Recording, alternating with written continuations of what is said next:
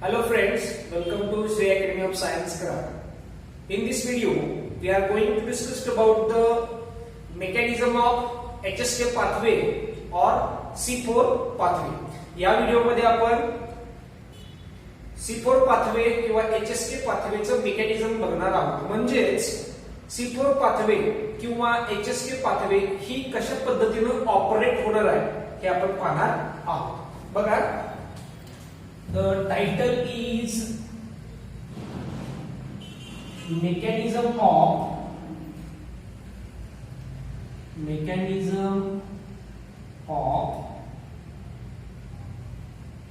C4 pathway or HSK pathway.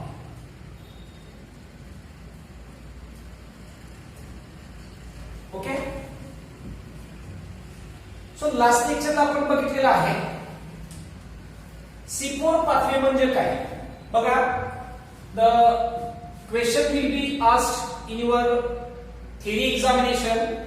Write a note on C4 pathway with the help of diagrammatic representation, or write a note on HSK pathway with the help of diagrammatic representation. At that time the answer is same. Answer काय असणार आहे? Same आहे. C4 पाथवेलाच HSK pathway असं म्हटलं जातं. बरोबर आहे. मग बघा, why we call them the C4 pathway. आपण याला C4 पाथवे असं का म्हणतो बघा. First of all C4 pathway, बरोबर आहे. C4 पाथवे असं का म्हटलं जातं? Because first stable compound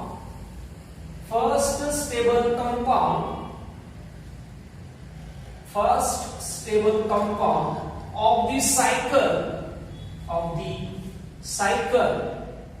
or pathway having four carbon compound,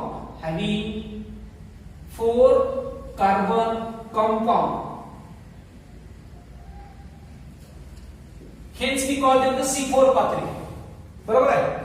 C4 pathway असं का म्हणायचं बाळांनो? कारण या पाथवे मधला पहिला स्टेबल कंपाऊंड जो आहे या सायकल मधला किंवा पाथवे मधला, त्याच्यामध्ये 4 कार्बन कंपाऊंड आहेत. जसं आपण C3 सायकल मध्ये C3 सायकल असं का म्हणतो? कारण त्या सायकल मधला पहिला स्टेबल कंपाऊंड आहे, त्याच्यामध्ये 3 कार्बन आहेत, म्हणून आपण त्याला C3 सायकल असं म्हणणार आहे.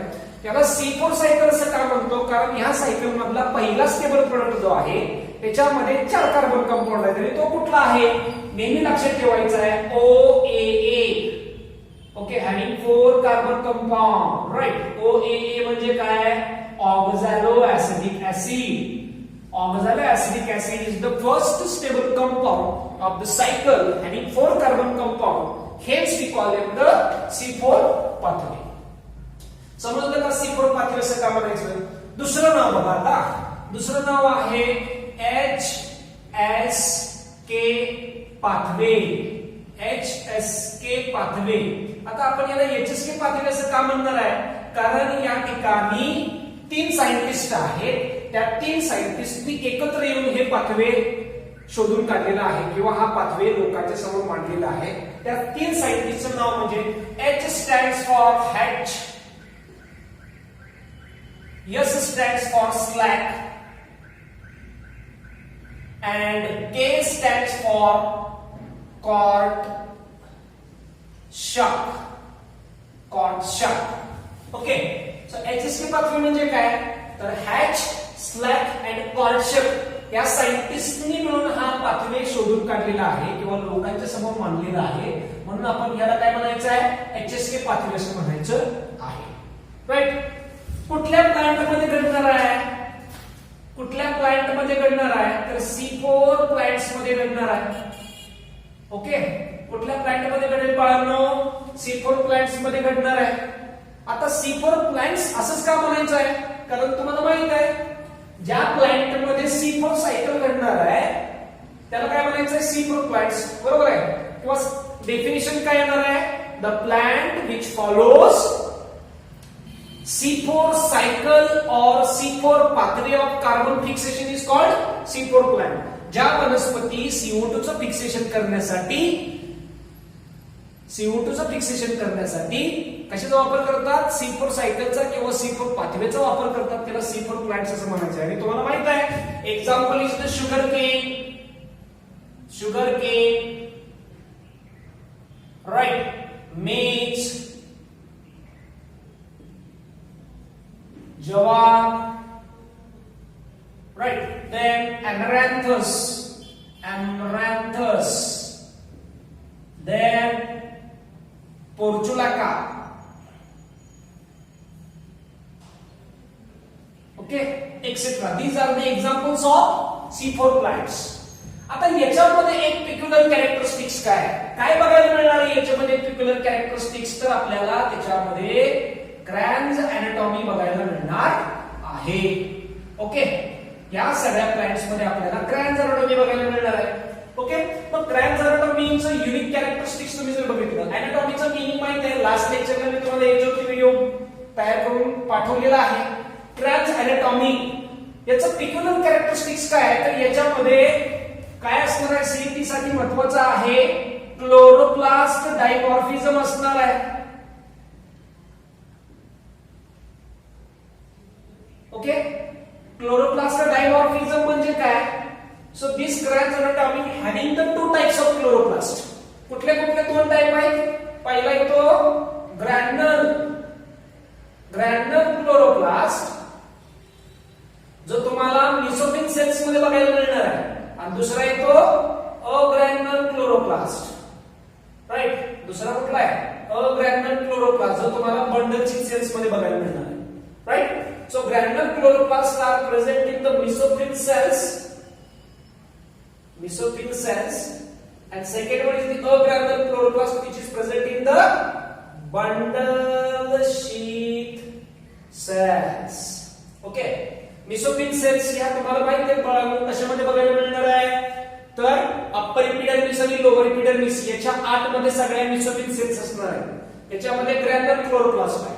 आणि बंडल चिक सेल्स तुम्हाला कुठे बघायला मिळतील, तर सेंटरला जो झायलेम आणि फ्लोएम आहे त्या झायलेम आणि फ्लोएमच्या बाजूला तुम्हाला बंडल चिक सेल्स मध्ये बघायला मिळणार आहे, ज्याच्यामध्ये अग्रॅन्युलर क्लोरोप्लास्ट आहे.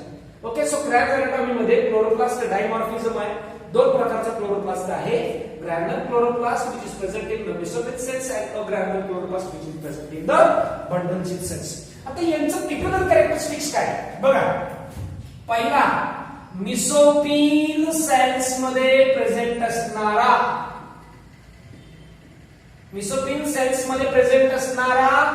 ग्रॅन्युलर क्लोरोप्लास्ट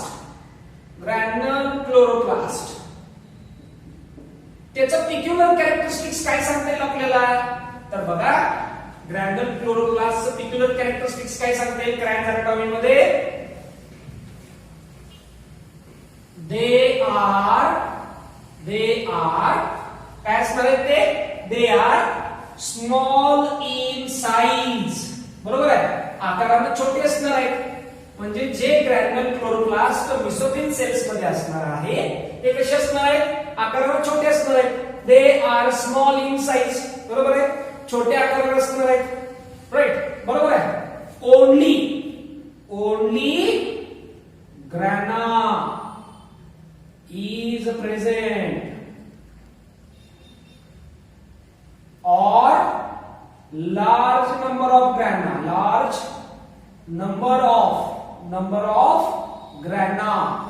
ओके, बघा मेसोफिल सेल्स मधला ग्रॅन्युलर क्लोरोप्लास्ट तो कसा असणार आहे, they are small in size, आकाराने लहान असणार आहे, फक्त ग्रॅना प्रेझेंट असतील, किंवा large number of grana and less stroma. काय असणार आहे, स्ट्रोमा कमी असणार आहे. So they are small in size, only grana is present, और large number of grana and less number of stroma. मग याच्यामध्ये तुम्ही हे पिक्युलर कॅरेक्टरिस्टिक्स जर वाचलं तर तुम्हाला काही लक्षात येणार बाळांनो की याच्यामध्ये फक्त ग्रॅना प्रेझेंट आहेत, किंवा ग्रॅनाचा नंबर जास्त आहे, स्ट्रोमाचा नंबर कमी आहे. त्याच्यामुळे याच्यामध्ये कुठली रिएक्शन घडणार आहे, ग्रॅना असल्यामुळे लाईट रिएक्शन घडणार आहे. ओके, नेक्स्ट दुसरं कुठला बंडल शीट सेल्स मध्ये बंडल शीट सेल्स मध्ये अग्रॅन्युलर क्लोरोप्लास्ट आहे agranular chloroplast okay bundle sheath cells मध्ये अग्रॅन्युलर क्लोरोप्लास्ट आहे त्यांचं पिक्युलर कॅरेक्टरिस्टिक्स काय आहे they are large in size size मध्ये मोठे बरोबर आहे grana absent and only stroma is present समजते का बघा they are large in size आकाराने मोठे ग्रॅना ऍब्सेंट आहे एकही ग्रॅना त्याच्यामध्ये नसणार आहे किंवा असलं तरी कमी असणार आहे फक्त स्ट्रोमा प्रेझेंट आहे त्यामुळे याच्यावरून तुम्हाला याच्यामध्ये डार्क रिएक्शन झालेली बघायला मिळणार आहे डार्क रिएक्शन म्हणजे बंडल शीट अग्रॅन्युलर बंडल शीट सेल्सच्या अग्रॅन्युलर क्लोरोप्लास्ट मध्ये तुम्हाला केल्विन सायकल झालेली बघायला मिळणार आहे ओके लक्षात ठेवायचं डार्क रिएक्शन म्हणजे काय तर बंडल शीट सेल्सच्या अग्रॅन्युलर क्लोरोप्लास्ट मध्ये तुम्हाला केल्विन सायकल असलेली पाहायला मिळणार आहे light reaction in the cells या ठिकाणी मिसोफिल सेल्सच्या ग्रॅन्युलर क्लोरोप्लास्ट मध्ये CO2 ऍब्सॉर्ब केलेला बघायला मिळणार आहे ऍब्सॉर्ब मी फिक्स म्हणत नाही CO2 फिक्सेशन या ठिकाणी केल्विन सायकल मध्ये CO2 फिक्सेशन ऍब्सॉर्प्शन कुठं लाईट रिएक्शन मध्ये CO2 ऍब्सॉर्प्शन ओके अशा पद्धतीने समजलं राईट या पद्धतीने आता आपल्याला बघायचं आहे मेकॅनिझम्स बघा आपल्याला ज्या वेळेला C4 पातळीचं किंवा HSK पातळीचं डायग्रामॅटिक रिप्रेझेंटेशन काढायचं असेल त्यावेळेला आपल्याला काय करावे लागणार आहे बॉक्सेस आखावे लागणार आहेत ते कसे आहेत बघा दोन सेल्स आहेत ना पहिला कुठला क्लोरोप्लास्ट ऑफ मिसोफिल सेल्स वाला राईट त्याच्यानंतर बंडल शीट सेल्स वाला तुम्हाला माहित आहे काय माहित आहे बाळांनो सांगा पहिली गोष्ट म्हणजे मिसोफिल सेल्स मधला जो क्लोरोप्लास्ट आहे तो कसा आहे तो ग्रॅन्युलर आहे राईट आणि बंडल शीट सेल्स मधला जो क्लोरोप्लास्ट आहे तो अग्रॅन्युलर आहे आता तुम्हाला वाटत असेल की वारंवार सारखं हेच का बोलत आहे तर बाळांनो सगळा खेळ जो आहे तो त्याच्यावरतीच आहे राईट या पद्धतीने समजलं या अशा पद्धतीने बॉक्सेस आपण घ्यायचे हा काय झाला बघा क्लोरोप्लास्ट ऑफ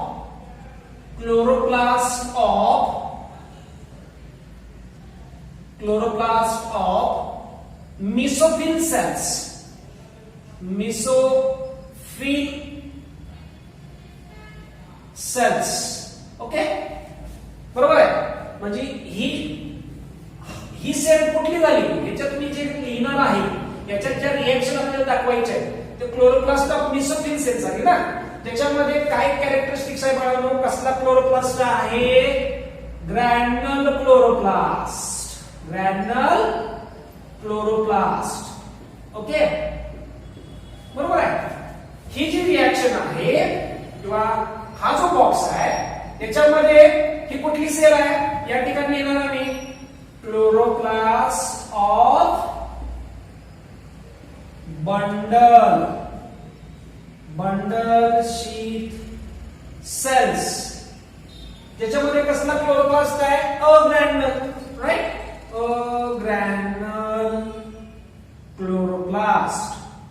अग्रॅन्युलर क्लोरोप्लास्ट ओके या पद्धतीने मी जरी या ठिकाणी लिहिलेला आहे क्लोरोप्लास्ट ऑफ मिसोफिल सेल्स त्याच्यामध्ये ग्रॅन्युलर क्लोरोप्लास्ट आहे पण त्याचे सगळे रिएक्शन या ठिकाणी पकडायचे इथं घडणार आहे बरोबर आहे आणि chloroplast of bundle sheath cells agranular chloroplast इथं घडणार आहे आता मला सांगा दोन सेल्स आहेत मिसोफिल सेल्स आणि बंडल शीट सेल्स आहे बरोबर आहे मिसोफिल सेल्स आहे आणि बंडल शीट सेल्स आहे राईट मिसोफिल सेल्स मध्ये तयार झालेलं कंपाऊंड जर बंडल शीट सेल्स मध्ये आणायचा असेल तर तो कसा आणला जातो मोबाईल आहे का, हा ब्लूटूथ चालू कर बाबा, इकडून इकडे पाठवतो मी, असं आहे का यांच्यामध्ये. दोन सेल्स मध्ये जर कम्युनिकेशन करायचं आहे तर तिथं शेअरिट आहे का, ब्लूटूथ आहे का. ओके, म्हणजे शेअरिट जर असेल, ब्लूटूथ जर असेल तर मेसोफिल सेल्स मधलं बंडलशीट सेल्स मध्ये येईल आणि बंडलशीट सेल्स मधलं मेसोफिल सेल्स मध्ये येईल. बरोबर आहे का या ठिकाणी कसं काही नाही. या ठिकाणी ज्या वेळेला बघा सगळ्यात नीट साठी महत्वाचं आहे, ही एक सेल आहे राईट, आणि तिच्या शेजारी ही दुसरी सेल आहे. या पद्धतीने आपण याला म्हणूया मेसोफिल सेल्स, मेसोफिल सेल्स, आणि याला म्हणूया आपण बंडलशीट सेल्स. बरोबर आहे. मेसोफिल सेल्स मध्ये मधून बंडलशीट सेल्स मध्ये जर काही आणायचं असेल तर या ठिकाणी सेल कम्युनिकेशनला एक गॅप असणार आहे, त्या गॅपला म्हटलं जातं प्लाझ्मोडेस्माटा. बरोबर आहे. जर ती प्लांट सेल असेल तर तिला म्हणायचं प्लाझ्मोडेस्माटा, आणि तसंच मीनिंग सेल, फंक्शन सेल, पण ती जर एनिमल सेल असेल तर त्याला म्हणायचं गॅप जंक्शन. ओके, आता या ठिकाणी प्लांट सेल आहे म्हणून आपण या ठिकाणी येणार आहे प्लाझ्मोडेस्माटा. ओके, प्लाझ्मोडेस्माटा राईट, कारण प्लांट सेल आहे. ओके, मग मेसोफिल सेल्स मधले कंपाऊंड जर बंडलशीट सेल्स मध्ये जर आणायचे असतील तर ते प्लाझ्मोडेस्माटाच्या मधून आणले जातात. बंडलशीट सेल्स मधून मेसोफिल सेल्स मध्ये कुठला तरी कंपाऊंड पाठवायचं असेल तर ते प्लाझ्मोडेस्माटाच्या मदतीने पाठवले जातात. ओके, प्लाझ्मोडेस्माटा मधून डिफ्यूज होणार आहे या सेल्स मधून या सेल्स मध्ये, या सेल्स मधून या सेल्स मध्ये, आणि तो एकमेव पर्याय काय, प्लाझ्मोडेस्माटा. तसंच जर बाळांनो एनिमल सेल असेल तर या ठिकाणी काय असणार आहे, gap junction. Okay, animal cell असेल तर गॅप जंक्शन, प्लांट सेल असेल तर प्लाझ्मोडेस्माटा, प्लाझ्मोडेस्माटा हे असं असणार आहे. तुम्हाला हे लक्षात राहायला पाहिजे. बरोबर आहे, कारण हे नीट साठी सेल बायोलॉजी मध्ये इम्पॉर्टंट आहे. Okay, so let us start with the C4 pathway or HSK mechanism. बघा, phosphoenol pyruvic acid having 3 carbon compound. This phosphoenol pyruvic acid is the first CO2 acceptor in the C4 plants. बरोबर आहे. So this phosphoenol pyruvic acid absorb atmospheric CO2 in presence of enzyme PEP carboxylase. PEP carboxylase म्हणजे फॉस्फोएनॉल pyruvic acid जो 3 carbon compound आहे तो atmosphere मधला CO2 absorb करणार आहे. कोणाच्या मदतीनं, PEP कार्बोक्सिलेजच्या मदतीनं. बरोबर आहे. आणि काय तयार करणार, ऑक्झॅलो ऍसेटिक ऍसिड हॅव्हिंग 4 कार्बन कंपाऊंड. आता 4 कार्बन कंपाऊंड का आले सांगा मला.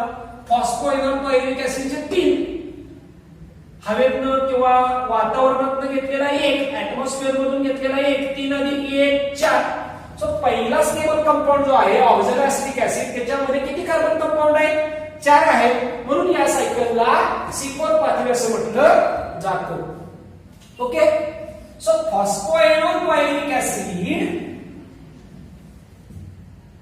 having 3 carbon compound absorb atmospheric CO2 in presence of enzyme PEP carboxylase and it form first stable compound is oxaloacetic acid having 4 carbon compound. झाली पहिली रिएक्शन झाली जी तुम्हाला mesophyll cells मध्ये बघायला मिळणार आहे. राईट, बघा, oxaloacetic acid is converted into malic acid. Right, पण कन्व्हर्जन होत असताना कसं होणार आहे, oxalo acetic acid is reduced into malic acid. आता रिडक्शनच्या वेळेला रिडक्शन होणार आहे म्हणजे काय होणार आहे, हायड्रोजन ऍक्सेप्ट करणार आहे, ऑक्सिजन लॉस करणार आहे. बरोबर आहे. रिडक्शन म्हणजे काय, हायड्रोजन ऍक्सेप्ट करायचं. कुणाकडून केलं जाणार आहे, ऑफकोर्स NADPH2 कडून तो हायड्रोजन कोण घेणार आहे, ऑक्झॅलिक ऍसिड घेणार आहे, बरोबर आहे. आणि ऑक्झॅलिक ऍसिडचं conversion malic acid, 4 carbon compound 4 carbon compound, बरोबर आहे. आणि NADPH2 चं कन्व्हर्जन NADP, कारण हायड्रोजन घेतला ना, अशा पद्धतीने समजलं. एन्झाइम कुठलं, मॅलेट डिहायड्रोजिनेज, मॅलेट डिहायड्रोजिनेज.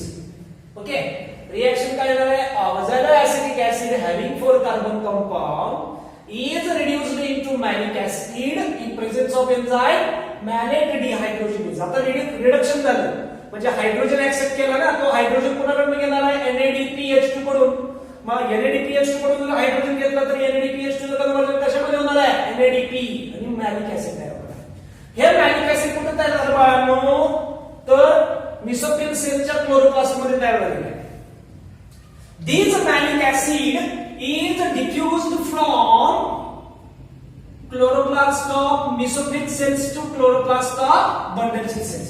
हे जे मॅलिक ऍसिड आहे ते मिसोफिल सेल्सच्या क्लोरोप्लास्ट मधून बंडल सेलच्या क्लोरोप्लास्ट मध्ये येणार आहे. कशाच्या मधून येणार आहे, प्लाझ्मोडेस्माटाच्या मदतीने येणार आहे, बरोबर आहे. कशाच्या मदतीने येणार आहे, प्लाझ्मोडेस्माटा. सो मॅलिक ऍसिड डिफ्यूज होऊन आलं मिसोफिल सेल्स मधून, मॅलिक ऍसिड डिफ्यूज होऊन बंडल सेल्स मध्ये आले. So malic acid having 4 carbon compound. Okay, आता या मॅलिक ऍसिडचं डिकार्बॉक्सिलेशन होईल, म्हणजे रिमूव्हल ऑफ कार्बन कोणाच्या फॉर्म मध्ये होईल, in the form of CO2. So malic acid which is present in the bundle cells, chloroplast of bundle cells is decarboxylated. Enzyme कुठलं आलं, डिकार्बॉक्सिलेज, okay. डिकार्बॉक्सिलेशन process कोणाच्या कुठल्या एन्झाइमच्या मदतीने होणार आहे, डिकार्बॉक्सिलेज एन्झाइमच्या मदतीने होणार आहे. आणि this malic acid is converted into pyruvic acid. किती कार्बन राहिले, 4 कार्बन मधला 1 कार्बन गेला, राहिले 3 कार्बन. ओके, आता क्लोरोप्लास्ट ऑफ बंडल सेल्स मध्ये जो CO2 रिलीज झालेला आहे तो CO2 केल्विन सायकल मध्ये ऍड केला जातो,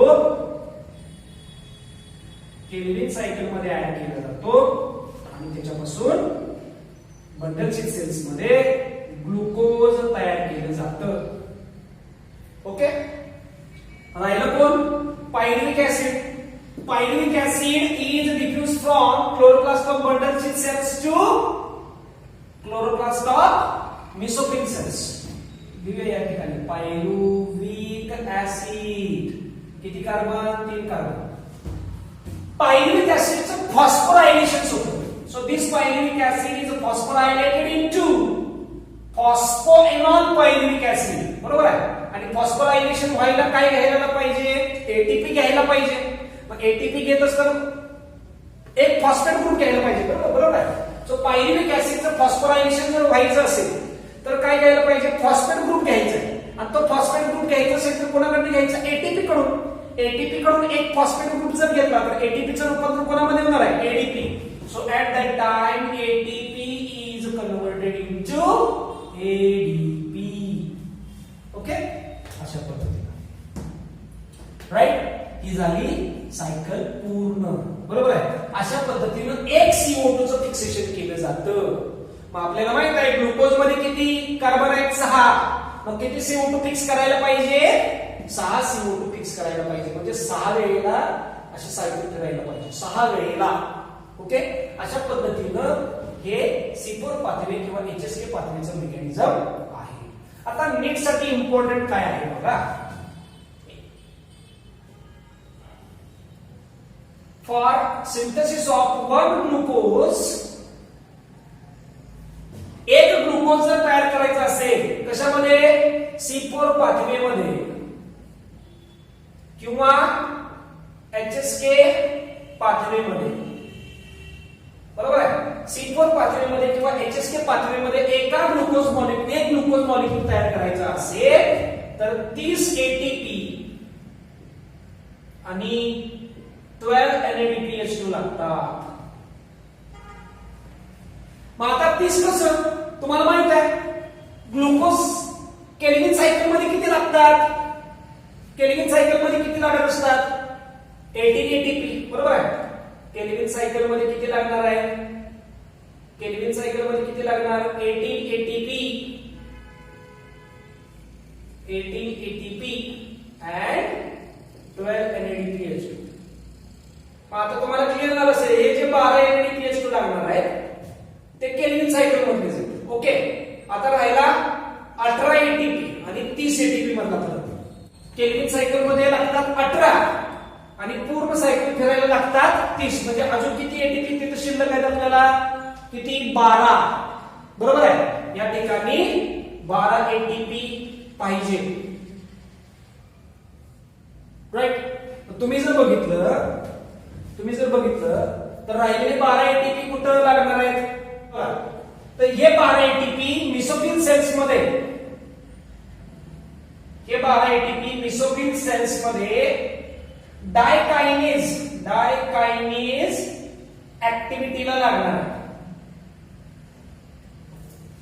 हे 12 एटीपी मेसोफिल सेल्स मध्ये डायकाइनेज ऍक्टिव्हिटीला लागणार आहे. आता डायकाइनेज वरती तुम्ही जास्त चर्चा करू नका किंवा जास्त स्टडी करू नका, ते खूप डेप्थ आहे. फक्त लक्षात ठेवा की ही 12 एटीपी डायकाइनेज ऍक्टिव्हिटी लागणार आहे.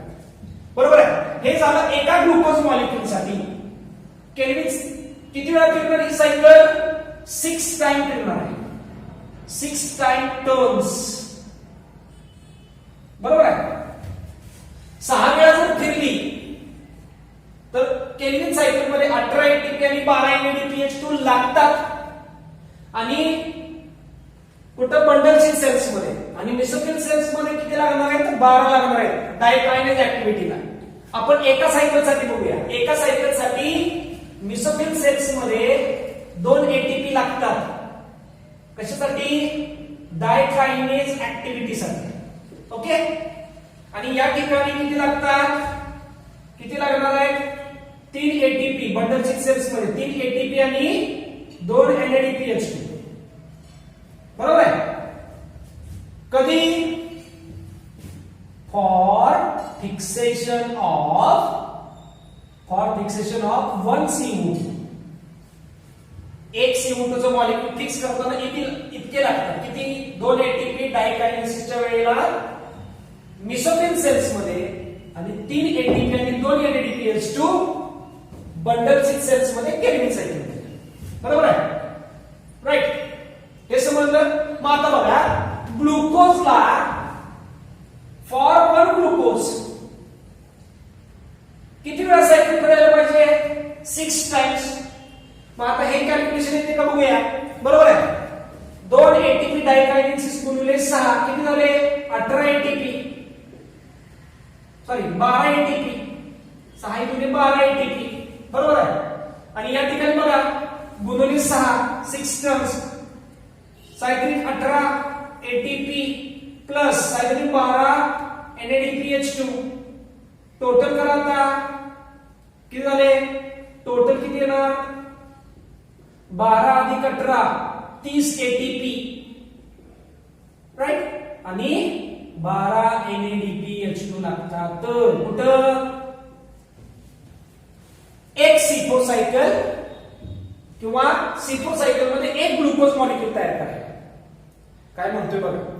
एक ग्लुकोजचा मॉलिक्यूल तयार करायचा असेल तर 30 एटीपी आणि 12 NADPH2 लागतात. बरोबर आहे. हे तुम्हाला नीट मध्ये न्यूमेरिकल मध्ये विचारलं जातं. For synthesis of 1 glucose molecule in C4 cycle or in HSK pathway, how many ATP and NADPH2 are required? किती? 13 ATP, 30 ATP and 12 NADPH2. कसं आलं हे माहित पाहिजे ना, म्हणून सांगितलं मी. कसं आलं बघा. एक CO2 चं एक CO2 फिक्स करायला म्हणून म्हटले फॉर फिक्सेशन ऑफ 1 CO2. बरोबर आहे. फॉर फिक्सेशन ऑफ 1 CO2 बघा परत एकदा सांगतोय तुम्हाला. For fixation of 1 CO2 2 ATP are required for dikinase. काय म्हणतोय? 2 ATP are required for dikinase. बघा महत्वाचं आहे. For fixation of 1 CO2 2 ATP are required for dikinase. या ठिकाणी कुठल्या सेल्स मध्ये? मिसोफिल सेल्स मध्ये. बरोबर आहे. साधं सिंपल मराठीमध्ये सांगतो की एक ग्लुकोज मॉलिक्यूल तयार करायला C4 सायकल मध्ये 30 ATP आणि 12 NADPH2 लागतात. हा नीट मधला प्रश्न आहे. नीट मध्ये विचारला जातो एक ग्लुकोज मॉलिक्यूल तयार करायला C4 पाथवे मध्ये किती ATP आणि NADPH2 लागतात? अख्खं गाव सांगतं की 30 ATP आणि 12 NADPH2 लागतात. ओके, सगळ्यांना माहित आहे, पण कसं आलं कोण सांगत नाही. मग कसं आलं हे आपल्याला जर माहित असेल किंवा माहित करून घ्यायचं असेल तर काय माहित पाहिजे बघा. एक CO2 चा मॉलिक्यूल फिक्स करायला मिसोफिल सेल्स मध्ये 2 ATP लागतात डायकायनेज साठी. एन्झाइम आहे डायकायनेज. 2 वेळा ब्रेकडाऊन करायला. डाय म्हणजे 2, कायनेज मीन्स ब्रेकडाऊन, म्हणजे 2 वेळाला ब्रेकडाऊन करायला 2 ATP लागतात मिसोफिल सेल्स मध्ये. क्लिअर आहे. बंडल सेल्स मध्ये केल्विन सायकल एकदा फिरायला तुम्हाला माहित आहे एक केल्विन सायकल फिरायला किती ATP लागतात? 3 ATP आणि 2 NADPH2. बरोबर आहे. त्यावेळेला एक CO2 चं फिक्सेशन केलं जाणार आहे. एका CO2 चं फिक्सेशन केलं जाणार आहे. मग मला सांगा ग्लुकोज मध्ये किती कार्बन आहेत? 6 कार्बन आहेत. बरोबर आहे. मग जर एक ग्लुकोजचा मॉलिक्यूल तयार करायला एक ग्लुकोज मॉलिक्यूल तयार करायचा असेल तर सायकल किती वेळ फिरायला पाहिजे? 6 वेळेला. किती CO2 फिक्स करायला पाहिजे? 6 फिक्स करायला पाहिजे. बरोबर आहे. मग एकदा सायकल फिरली की 2 ATP डायकायनेज साठी मिसोफिल सेल्स मध्ये लागतात आणि बंडल सेल्स मध्ये केल्विन सायकल साठी 3 ATP आणि 2 NADPH2 लागतात. बघा बंडल सेल्स मध्ये केल्विन सायकल साठी 3 ATP आणि 2 NADPH2 लागतात. एक CO2 चं फिक्सेशन साठी. ग्लुकोज मध्ये असतात CO2 6. बरोबर आहे. मग आता मला सांगा फॉर 6 CO2 फिक्सेशन काय करायचं आहे? गुणाकार करायचा आहे. गुणिले 6 6 गुणे 12 ATP डायकायनेज साठी. बरोबर आहे. राईट. आणि या ठिकाणी बघा 3 ATP गुणिले 6 6 वेळा फिरणार ना. सायक्लिक 18 ATP केल्विन सायकल मध्ये बंडल सेल्स मध्ये. 6 गुणिले 12 NADPH2 केल्विन सायकल मध्ये बंडल सेल्स मध्ये. समजलं? असं हे कॅल्क्युलेशन आहे. म्हणून या ठिकाणी मी म्हटलं की नीट C4 पाथवे किंवा HSK पाथवेमध्ये एक ग्लुकोज मॉलिक्यूल तयार करायला 30 ATP आणि 12 NADPH2 लागतात. ते कसं आलं ते या ठिकाणी मी तुम्हाला सांगितलेलं आहे. ओके, म्हणून हा प्रश्न नीट मध्ये महत्वाचा आहे. 30 ATP and 12 NADPH2 are required. Okay, अशा पद्धतीने ही सायकल आहे. स्टेप्स किती आहेत? स्टेप्स बघा, स्टेप्स 4 आहेत. स्टेप्स 4 आहेत ना. बरोबर आहे का? पहिली स्टेप्स कुठली? बघा पहिली स्टेप्स काय झालं? कार्बोक्सिलेशन झालं ना. Phosphoenol pyruvic acid absorb atmospheric CO2 म्हणजे कार्बोक्सिलेशन झालं. दुसरी डिकार्बोक्सिलेशन झालं. सॉरी काय झालं? रिडक्शन झालं. रिडक्शन. ओके, ऑक्झॅलिक ऍसिडिक ऍसिडचं रिडक्शन मॅलिक ऍसिड मध्ये झालं. तिसरी स्टेप्स डिकार्बोक्सिलेशन. डिकार्बोक्सिलेशन. ओके, आणि चौथी स्टेप्स फॉस्फोरायलेशन. फॉस्फोरायलेशन. चौथी steps phosphorylation. Okay, so first step carboxylation, reduction, decarboxylation, phosphorylation. Okay, carboxylation, reduction आणि फॉस्फोरायलेशन हे मिसोफिल सेल्स मध्ये घडणार आहेत. समजतंय का? आणि डिकार्बोक्सिलेशन ही फक्त तुम्हाला बंडल सेल्स मध्ये सापडली बघायला मिळेल. शॉर्टकट काय लक्षात ठेवायचं? का रे डी फो. शॉर्टकट काय आला? का रे डी फो.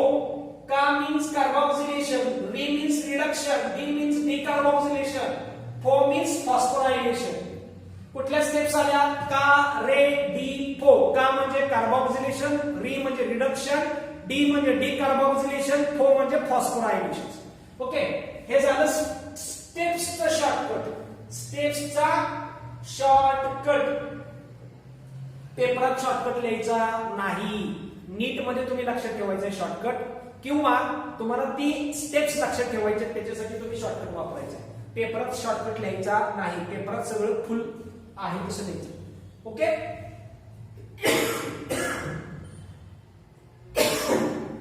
आता बघा सायकलचं शॉर्टकट काय? पेपा. पेपा. Phospho enol pyruvic acid. पेपा. हा काय? ओआ. ओआ. O double A oxalic acidic acid. पेपा ओआ. मॅलिक. Malic acid. माली. माली. बरोबर आहे. मॅलिक ऍसिडचं माली करायचं. माली MALI. माली. पायरू. PYRO. Pyruvic acid. स्टेप्स लक्षात ठेवायच्या.